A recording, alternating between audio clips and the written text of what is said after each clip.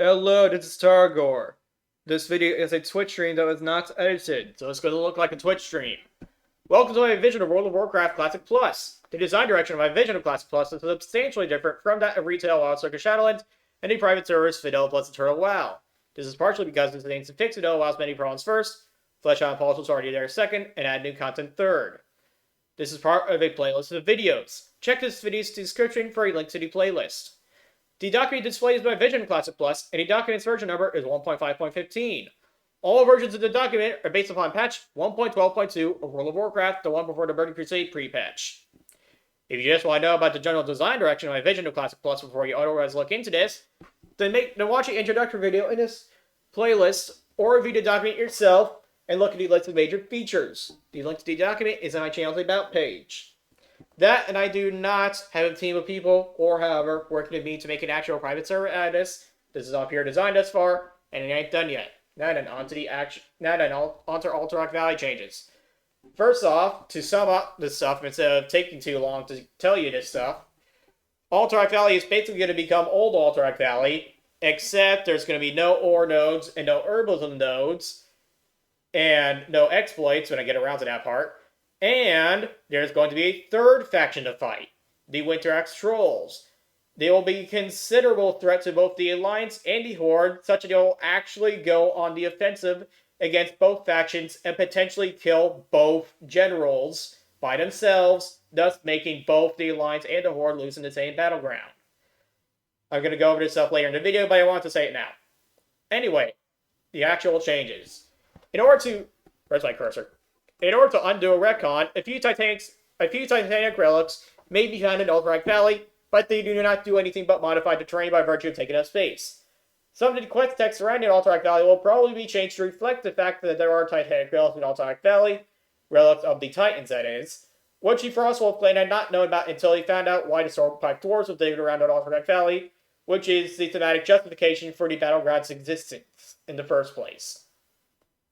As mentioned in the previous video, the video on section number 5.0.3, General Battleground changes, Alterac Valley will be split into a 50 to 54 bracket, a 55 to 59 bracket, and a 60 bracket, while experience locked characters will only get a level 50 to 59 bracket.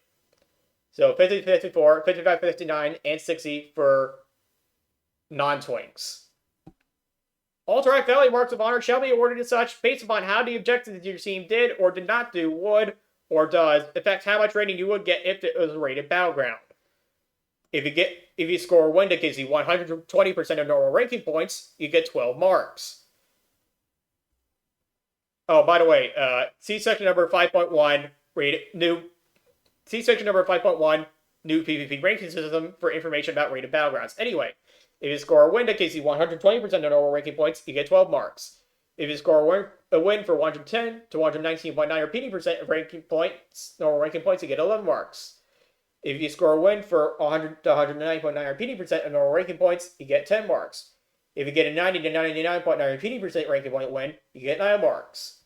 80 to 89.9 repeating percent ranking point win, 8 marks. 70 to 79.9 repeating percent ranking point win, 7 marks. 60 to 69.9 repeating percent ranking point win, 6 marks. 50 to 59.9 repeating ranking point win, 5 marks. Less than 50% ranking point win, 4 marks. 50% ranking point loss, 4 marks. 40 to 49.9 repeating percent ranking point loss, 3 marks. By the way, I very recently changed this part. As of the last attempt to record this, I still have to make sure that 50% ranking point losses are possible before I keep this part in. Anyway, 20 to 39.9 repeating percent ranking point losses, 2 marks. 5 to 19.9 repeating percent ranking point losses, 1 mark. 0 to 4.9 repeating percent ranking point losses give you no marks at all. No marks of honor from that. The blue items offered by the quest to kill the enemy general and by the quest to kill the Blood Ranger both will no longer be offered to players. Having Icebar Spear and Bloodseeker available at level 50 would make leveling be much easier than it needs to be at those levels.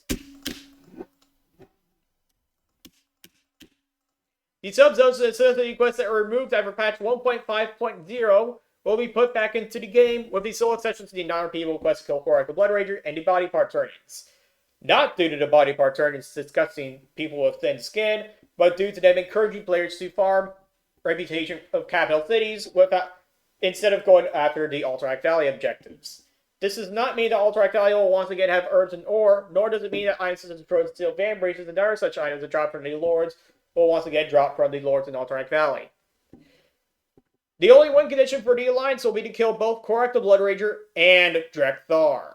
The only win condition for the Horde will be to kill Korak the Blood Rager and Vandar both. You may only lose in Alterac Valley if the last general left standing is not your general. In this case, Korak the Blood Rager counts as a general, which does indeed mean that the Alliance and Horde can both lose in the same instance of the battleground. Archdruid Pharaoh will, upon receiving enough Storm Crystals or equivalent items from the Winter Trolls, stop accepting all quest turnings, which will be accomplished for making your despawn and be replaced with a different NPC with the same name. This will prevent people of the NPC's faction from forcing the NPC to stay there, and Primalist Sir Loga, the Ram/Wolf Rider commanders, the Seal Masters, the Wing Commanders, and the Core Masters will be similarly changed. When I get around to it, you'll no longer be able to hike around the Alliance's bridge in Alterac Valley. They put an obstruction near the top. The Horde will shovel the snow around that's in front of their base's fences and possibly do some mining as well. As such, it'll no longer be possible to enter the Horde space without either going through the front gates or teleporting inside after Frostwolf Insignia or Rune of Recall. This is making it a bit, or getting something inside if I recall correctly. This is to make it a bit easier to defend the Horde space, but only a bit. Other terrain exploits such as the Bunker exploit and the Dembaldar backdoor exploit will be fixed as well when I get around to it. All war masters will be linked to each other and their respective generals, and will no longer be able to be pulled individually.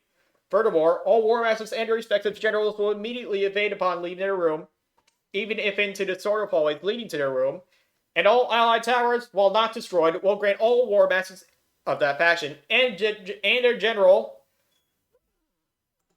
of their faction and their general attacking undispellable wealth that increases their movement speed and damage dealt by 50%, and their maximum health by 100%.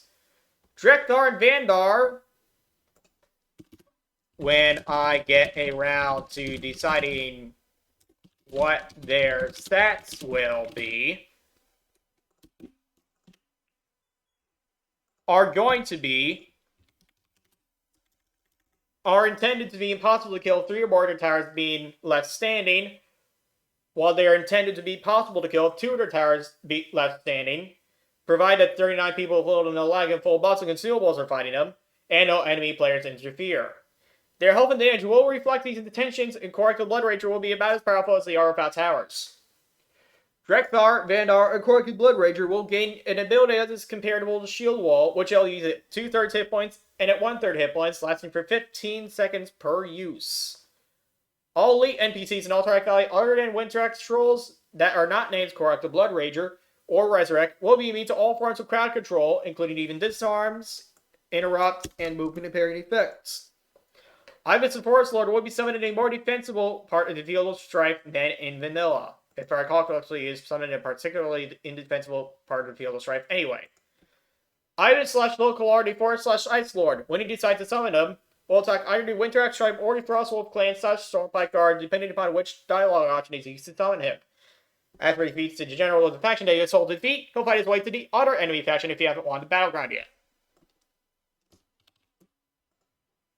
The air assaults will require different turn-ins to assault the Winterax Trolls than they require to assault the other enemy faction. To attack the Winterax Trolls, the air assault will require only 120 Winterax Soldier Insignia/Flesh turned into Sidor or Goose to begin the aerial assault against them. The ground and cavalry assaults will attack either the Winterax Trolls or the other enemy faction, depending upon which dialogue option is used to begin the assaults. Completing Master Ryson's All-Seeing Eye will show your faction, where all Winterax Trolls and players of the opposing faction are on the big map, that is the full screen map, from open with the map button, and also the mini map, at all times being an undispellable buff that persists through death and is given to backfillers and the rest of your faction, and falls off when the battleground ends. Teleporting or being summoned, or if the server resets. For UDC.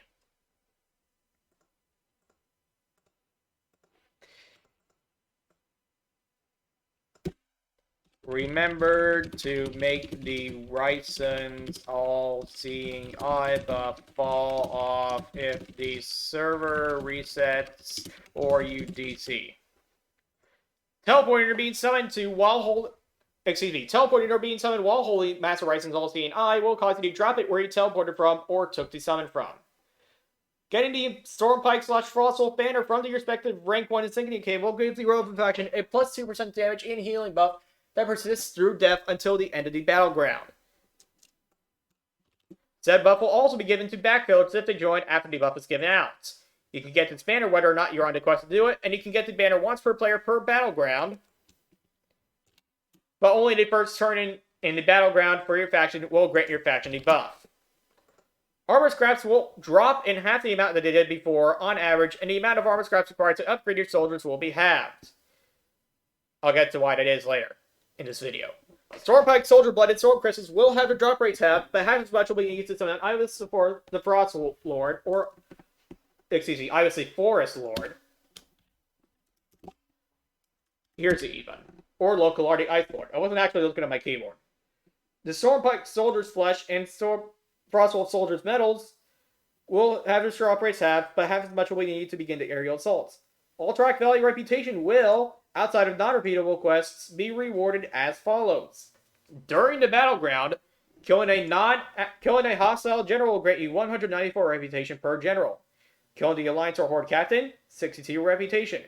Killing Rezerlek, the Winter Axe captain, will give you 62 reputation. Killing the lieutenant or commander of the enemy faction will give you 6 rep. Killing an Air Master gives you 2 rep. Killing an Alliance or Horde guard will give you 2 rep each, stops at honor. Killing a player will give you 1 rep per player until honored. Killing Winter Axe trolls will give you 1 rep per troll until honored. Regular Winter Axe trolls. Killing Iva / Local RD4 / Ice Lord will give you 62 reputation. Having 25 B-sides turn in will give you 12 rep per 25 B-sides. Having 25 beasts in stables will give you 12 rep per 25 beasts in stables. Well, you'll gain 1 rep per 20 armor scraps turned in. Stormpike / Winter Axe Soldier's Blood / Storm Crystals / the new item that's the Winter Axe version will give you 1 reputation per item turned in. Stormpike / Winter Axe Soldier's Flesh / Frostwolf / Winter Axe Soldier Metal / Insignia turned into Sidor / Goose will give you 1 rep per item turned in. Stormpike Lieutenant / Frostwolf Lieutenant's Metal turned into Viper or / Jedstor will give you 2 rep per item turned in. And Stormpike Commander's Flesh / Frostwolf Commander's Metal turned into Ickman / Wolverick will give you 3 rep per turn in. At the end of the battleground, if the enemy general is dead, you'll gain 18 reputation per slain general. Enemy general, of course. If your allied captain is kept alive, you'll get 62 rep. For each enemy bunker and tower destroyed, you'll gain 12 rep. For each enemy lieutenant and commander slain, you'll get 6 rep. For each bunker and tower that you control, that your faction controls, you get 6 rep. For each graveyard that your faction controls, you'll get 6 rep. And unlike vanilla, for each mine you control, you'll gain 48 rep. If I recall, that's unlike vanilla. Anyway, the Winter Axe trolls will attack the Alliance's and Horde's territories if left unchecked. They'll employ one of 3 strategies chosen at random at the beginning of each battleground. Strategy 1. Constantly attack the Alliance and Horde at the same time, ignoring all objectives other than capturing graveyards along the way. Strategy 2. Get both mines and turtle until you reach plus 150 supplies, and then switch to strategy 3. Strategy 3. Go for all of the objectives. Ooh. I just remembered. Check capturing graveyards and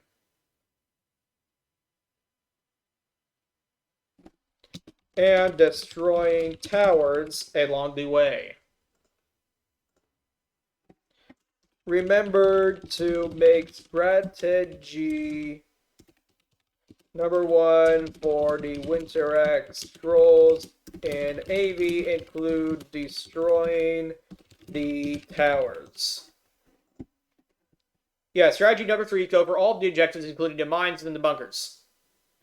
Every 30 seconds, all Winter trolls will gain +1 to their quotation mark supplies quotation mark. This cannot be looted in any way. These supplies of theirs cannot be looted in any way, shape, or form by players. For every 5 Alliance/Horde players/NPCs that are slain by the Winter tribe, the Winter tribe will gain +1 to their supplies. For every 2 Winter trolls that are slain, not including Resurrect or Korak the Blood Rager, all Winter trolls will lose 1 of their supplies. Each mine, when controlled by the Winter trolls, will, every 30 seconds, grant all Winter trolls +1 to their supplies. The Winter tribe can have a maximum of 150 supplies and a minimum of 0 supplies. Resurrect, hero of the Winter trolls, will periodically grant the Winter trolls a +20% health buff, including himself and Korak the Blood Rager. Upon reaching 50 supplies, all Winter trolls in that battleground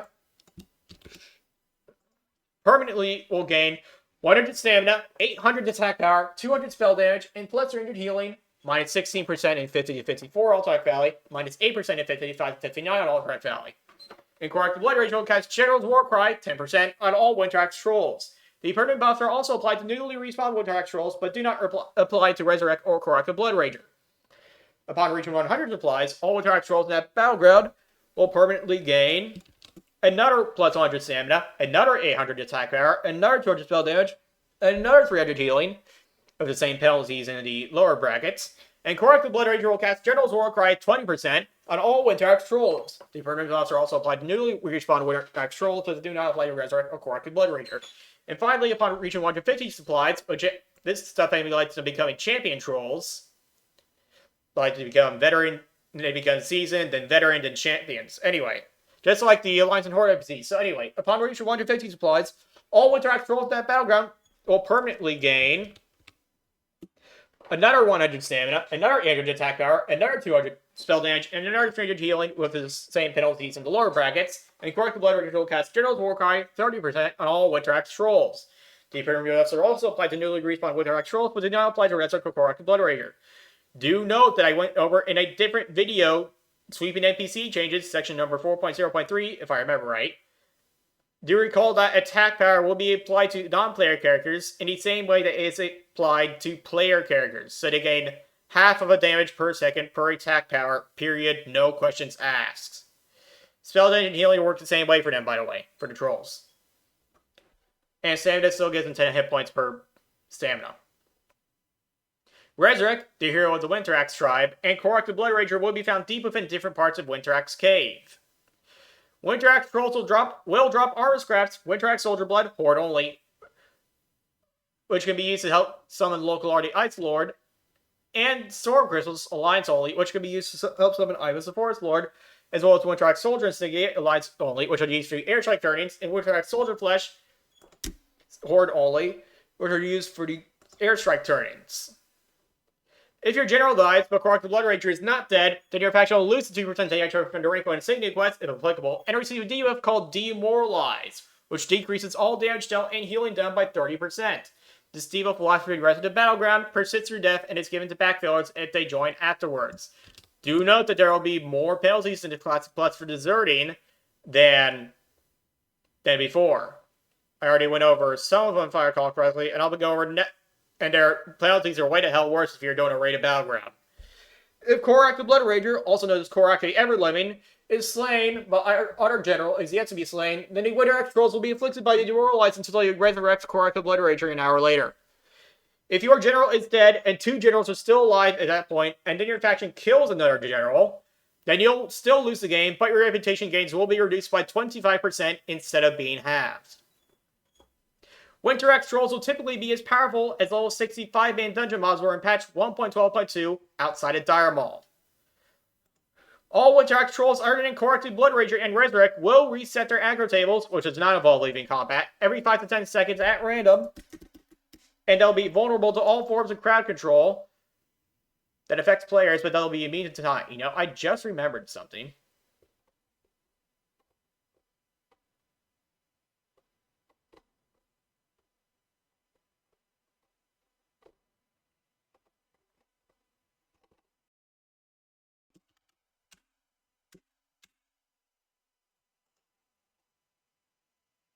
Other than Winter X trolls that are not named Corrupted Blood Ranger or Earthquake. Okay, okay, that did not make a contradictory change. Good, good, good. Moving on.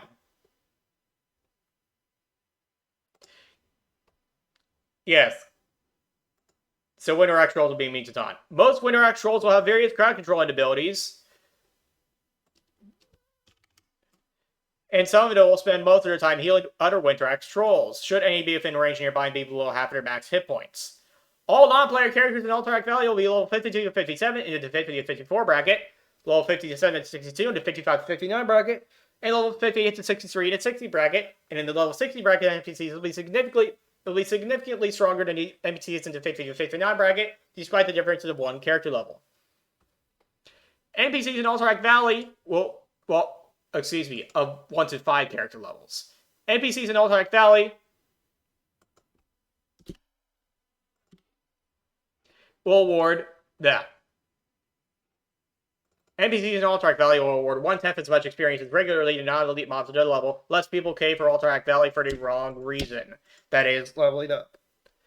The water, when fishing, will exclusively drop standard elbow level 15 to 35 fish who do not grant well-fed when eating after cooking them, in order to encourage people to actually do the objectives in Alterac Valley. Polished armor will end early if you leave Alterac Valley, lets people unintentionally be able to use an raise, which would mean that I would have to classify as a Type A world buff and nerf it. Zin Fizzlex will supply the Iron, Mithril, and Thorium 40 player for Zin Fizzlex's portable shredder because he is grateful for being saved from the Winter X trolls. But he will not supply the Sea Saw because it doesn't have one, and his portable shredder will disappear into thin air, whether you use it or not, if you leave Alterac Valley. A change that I'm not really so sure about. The Alliance starting cable will be moved further south to be close to and a bit north of the Icewing Bunker choke points. Another such change, the existing way out of Stonehearth Graveyard will be fully encompassed by a ramp in such a manner that you cannot enter the graveyard from the side, but can exit it from the side. Slope. A slope. Not a ramp, a slope. Well, actually both, but the slope is a more apt way to describe it. Anyway, another very questionable change. A new way out of Stonehearth Graveyard will be carved out of the mountain adjacent to it, leading upwards and north towards the Alliance's base, allowing cliff adjacent to it. Leading upwards and north towards the Alliance's base, allowing the faction that holds the Stonehearth Graveyard to respawn on either side of the Icewing Bunker choke point. The zone's nearby geometry might be changed to prevent people from slow-fall jumping to the flag without going all the way around like they're supposed to. And lastly, the first time anybody in Alterac Valley finishes casting and channeling a hymn, ritual, rite, or boon, excluding ritual of summoning and ritual of doom, all remaining generals will yell something, granting them and all of their non-player characters, including those who have yet to spawn, that grants 480 attack power, 150 spell damage, and plus 260 healing or the rest of the battleground. Let's Alterac Valleys are not be strong enough for flask users, or be too weak for flask users. These buffs will prevent flasks from being applied to players. To the affected players. Remember to make the anti-flask cheese buffs for AV prevent flasks from being applied to the affected players. Now, what are hints, rituals, rites, restore default zoom? I'm going to go over that right now. Basically, all flasks will... Basically, you can still only have one flask at a time, and all flasks will require certain very powerful spells in order to allow you... before you may be allowed to benefit from it in the first place. For example, in order to use a flask of lightning reflex, you must first have a paladin cast the boon of lightning reflexes, or a shaman cast the rite of lightning reflexes. This spell will create an alt. The paladin one will create an altar in front of you that stands for 5 minutes. If you and 39 other level 60 players in your group all click on the altar, you'll begin the boon of lightning reflexes. After 30 consecutive seconds of participation from all 40 people, the altar will glow. This causes all in your group to touch the altar afterwards to be able to benefit from a flask of lightning reflexes for 2 hours, the enabling of which persists through death and cannot be dispelled. This spell overrides similar effects and will end early if anyone leaves your group. Similar effects in this case means all other flask enabling spells. The 30 seconds of participation counts as channeling and can be interrupted, so make sure there ain't any enemies around you cast this. This and similar spells will cause players to only use flasks in 40-man raids, World PvP, and Alterac Valley pre-mades, and this will wear off early if you leave a battleground. The shaman version of this spell, as well as every other flask enabling spell in this game, works exactly the same way, except it applies to different flasks. Or it's a shaman version. Alright, and that's all I got for the new and expanded Alterac Valley. Well, old and expanded, actually. Thanks for watching.